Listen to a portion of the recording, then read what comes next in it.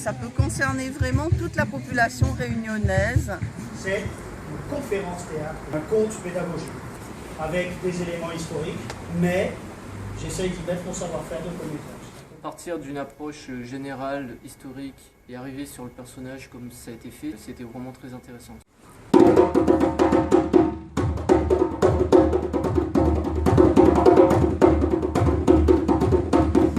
suis venu à ta rencontre pour essayer de te conter la vie vraie d'un enfant de l'autre bout de moi, et qui pourtant nous ressemble à tous comme un frère. En tout cas, cet enfant a bouleversé ma vie.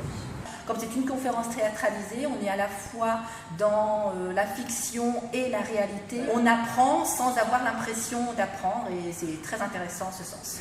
Le héros de cette pièce de théâtre dont je vais vous parler est un noir, un enfant noir, et qui a bien sûr existé. Voici sa photo. Oui, enfin là, il est déjà un peu grand, c'est déjà plus un enfant. Mais bon, c'est la seule trace historique que l'on ait de lui.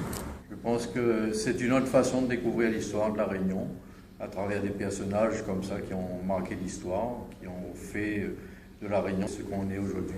Quand je pense qu'il y a 350 ans, à peine, cette île était déserte. Un vrai paradis, comme l'île de Robinson. On construit des maisons, on organise des villages, on se déclare propriétaire des terres qu'on a sous les pieds, et puis très vite on se rend compte que malgré tout ça, on n'est pas assez nombreux pour exploiter toutes les richesses de l'île. Et si on pouvait trouver des gens, on forcerait à travailler pour rien. Ça c'est une bonne affaire, c'est vrai. La forme est intéressante, à savoir donc ce diaporama qui suit sans l'alourdir le propos de l'acteur, avec des éléments de musique créés en direct par l'artiste lui-même. En plus, on avait des instruments prêtés par Daniel Loireau, ce qui est quand même une belle valeur ajoutée, surtout que ce sont de très beaux instruments. Daniel Loireau est une institution à La Réunion, et il le mérite. C'était également, pour moi en tant qu'adulte, un élément très intéressant parce que j'ai appris des choses, en particulier sur le code noir et aussi l'impact de la papauté de l'époque, qui a un peu donné l'imprimature à toute la mise en place du commerce triangulaire. Ce roi et d'autres rois de par le monde, ils se sont rassemblés pour réfléchir au problème. Et puis à force de réfléchir ensemble, ils ont eu une idée. Ils ont rendu visite au pape pour lui demander ceci. Est-ce que les Noirs d'Afrique ont une âme? Non mais... Eh bien, le pape, il a répondu. Il a répondu que non, puisqu'ils n'ont pas d'âme, ils ne sont pas des hommes. S'ils ne sont pas des hommes, ils sont des animaux. Et les animaux, on peut les traiter comme des animaux, car les animaux, on peut les faire travailler sans les payer. Ce qui m'intéressait dans cette conférence, c'était de voir quelle forme on pouvait utiliser pour intéresser les enfants à l'histoire, capter leur attention. Et donc objectif atteint, aussi bien avec donc le talent d'acteur et avec les petits slides et surtout la musique qui voilà, rythme un petit peu le récit et donne de l'attractivité pour les enfants. Et plus jamais, le papa noir ne reverrait sa femme.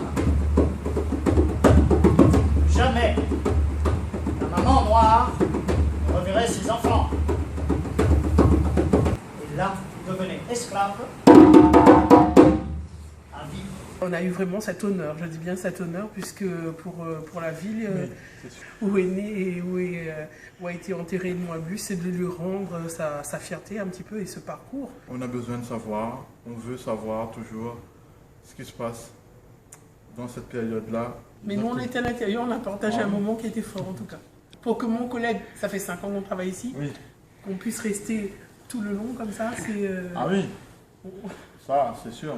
Même nos enfants, mes enfants, voilà, on ne sait pas. Souvent on passe, on demande, ah papa, pourquoi ces statues là? Pourquoi ces statues? C'est qui? Et pourquoi on a mis ça là? Ah, c'est comme le monsieur du sachet de la vanille. Donc, à l'époque, Edmond, il avait 12 ans. Il en avait assez d'entendre son maître Féréole se lamenter à propos de la vanille qui ne pousse pas. Oh. Alors Edmond, un matin, il se lève. Il se lève et puis il va examiner la fleur de vanille. De plus près. Et il a découvert ceci. À gauche, on aperçoit en haut l'étamine, le fameux sac à pollen qui est le sexe mâle. En dessous, le petit pistil, qui est le sexe femelle. Et au milieu, le fameux voile. Il y a le pollen, ça c'est le mâle. Le pollen. Et Voilà, ça c'est le pistil. Et la petite membrane, c'est ça. Vous voyez, il est là la membrane. Donc je pousse la membrane sous le pollen. Et avec le pouce de la main gauche, je pince le pollen sur le pistil pour que les deux restent collés. Et quand c'est collé, je suis au courant. On enlève l'aiguille, allez-y. On enlève. Et la fécondation est faite. Voilà. 2500 par jour. 2500 par jour. De septembre à décembre. Si ma fécondation est bien faite, la fleur est sèche sur elle-même. La gousse, elle pousse. Si elle est mal faite, après 3 jours, la fleur, elle tombe ici et cette petite gousse, elle ne poussera pas. Alors là, grâce à cette découverte, les blancs de l'île, ils se sont enrichis, comme vous ne pouvez pas imaginer. Et Edmond Albius, à votre avis? Non, il n'y a pas guéri. Il n'a pas touché le moindre sou pour sa découverte. Rien. Son maître, Féréole. Edmond venait de lui faire ce cadeau magnifique. Il ne l'a même pas affranchi. On va vraiment loin avec ça parce que c'est un truc qui reste et que ça sera toujours, on parlera toujours de ça. Après, c'est la richesse qu'on retire d'un moment comme celui-là qui fait qu'on peut alimenter. On peut dire, ben oui, votre contribution va nous aider à enrichir notre enfant demain, nos enfants demain. Et moi, mon souhait, c'est que je sais que les bonnes habitudes commencent jeunes. C'est que vous soyez vraiment au plus proche des écoles, des associations, des centres aérés. Voilà, parce que ça commence déjà à cet âge-là. Aussi dans les maisons de retraite, pas que... Voilà, après il y a différents publics, parce que, comme disait la dame tout à l'heure, eh ben, on ne connaît pas nécessairement notre histoire, c'est à nous d'aller la chercher. Voilà. Mais quand on a cette chance que d'avoir un spectacle interactif, voilà, cette lecture où chacun, on a pu avoir un épisode, une phrase, et on s'est senti en groupe, un peu comme une famille, on partageait à ce moment-là, on revivait un peu ce fait historique, et c'était très fort. Voilà. En réalité, on a lu un texte de loi. Et moi, personnellement, comme disait ma collègue, 5 ans de travail ici, j'aurais jamais pensé un jour pouvoir avoir eu la chance de lire une phrase. Et c'est la première loi qui a été votée. C'est ce que je retiens, comme on dit, à substantifique moelle. Au nom du peuple français. Très fort. Considérant que l'esclavage est un attentat contre la dignité humaine. Quel est le mot important? Dignité. Attentat. Donc joue-le. Vas-y. Considérant que l'esclavage est un attentat contre la dignité humaine. Oui.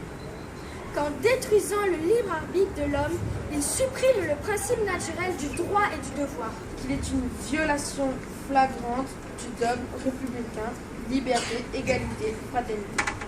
Cette loi, elle, décrète.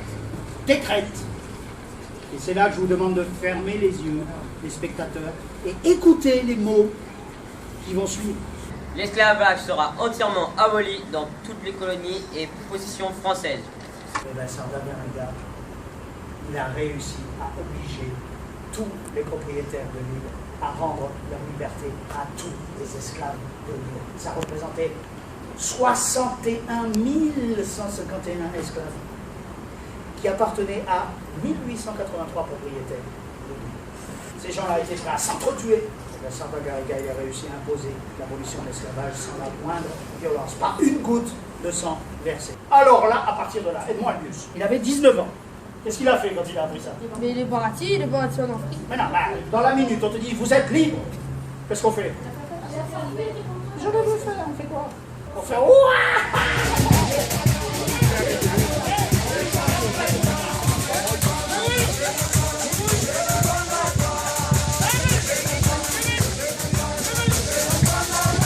Voilà, aujourd'hui aujourd'hui, nous les dans un cabas 20 décembre chez Daniel Waro. C'est la fête de l'abolition de l'esclavage. Ça s'est fait le 20 décembre 1848. Bon, nous aujourd'hui, on est le 20 décembre 2014. Je trouve ça très sympa d'être là aujourd'hui, honorer nos ancêtres.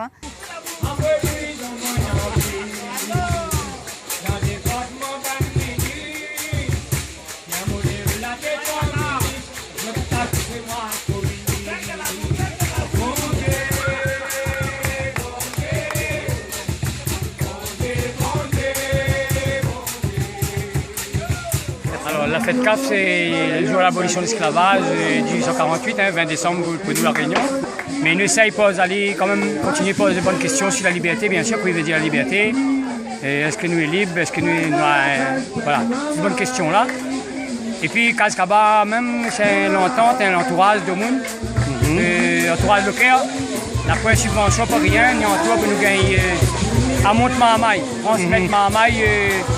La terre, le bois, la nature, a fait travail de tout sens. Parce que souvent des fois nous ont dit avec la modernité, nous devons dans l'écran et notre sens travaille plus, pas tout le sens travail. Donc à nous c'est tous la terre, camarades avec la nature, connaître un nom pied de bois, touche à l'île, sentir l'île, regarde la couleur, les sensations de toucher, tout. Sont à nous avec la tisane, tout cela. Tout ça, Cascaba, c'est un peu tout cela.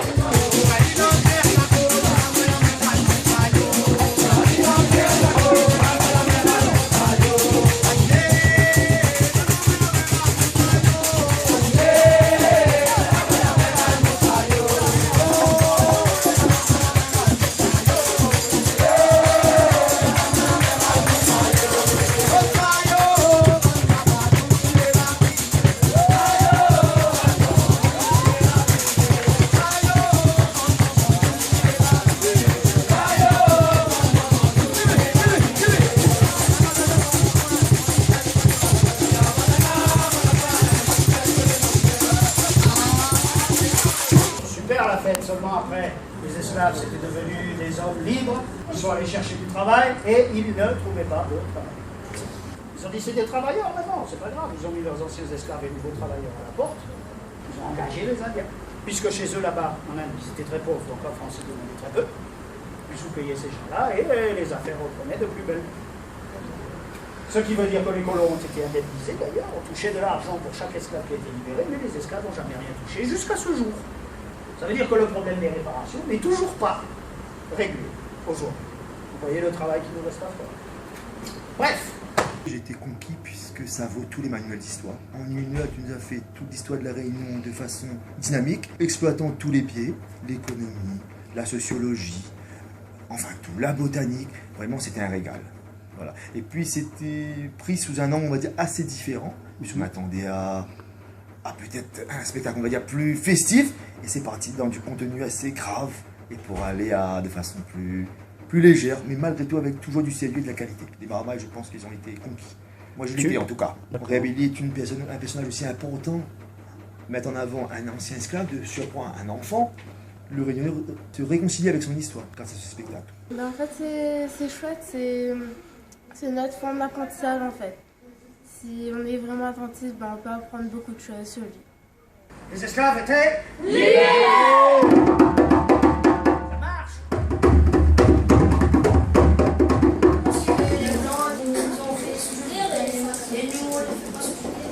Moi je suis d'accord avec toi, il vaut mieux pas être raciste parce que si tu veux pas qu'on fait des choses qu'on te fait à toi, de les faire aux autres.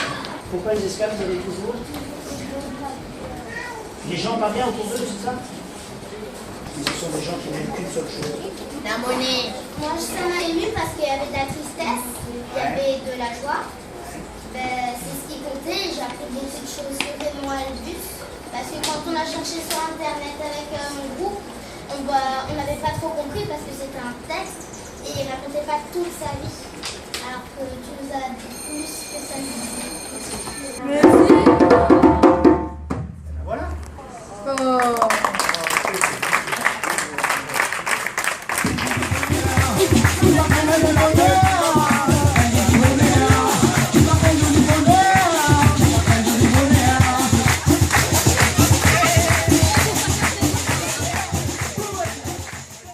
C'est clair et net. permettre que les enfants puissent savoir l'histoire de Edmond Albus.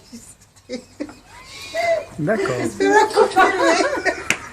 Ça a permis une ouverture d'esprit et les enfants ils connaissent un petit peu l'histoire de Edmond Albus.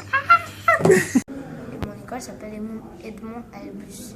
Comment il a réussi à faire les gousses de vanille? C'est ce moment-là qui vraiment t'a intéressé le plus. Et donc du coup, ce spectacle auquel j'ai pu participer aujourd'hui était extrêmement intéressant d'abord pour les enfants. Donc c'est vrai qu'un spectacle comme ça, c'est la première fois que j'en vois un. Donc autant sur l'historique que sur le support moderne, numérique, je trouve que c'est une excellente complémentarité et qui du coup, je pense, doit pouvoir faire que ce spectacle-là peut se transporter vraiment partout et peut du coup parler à tout le monde.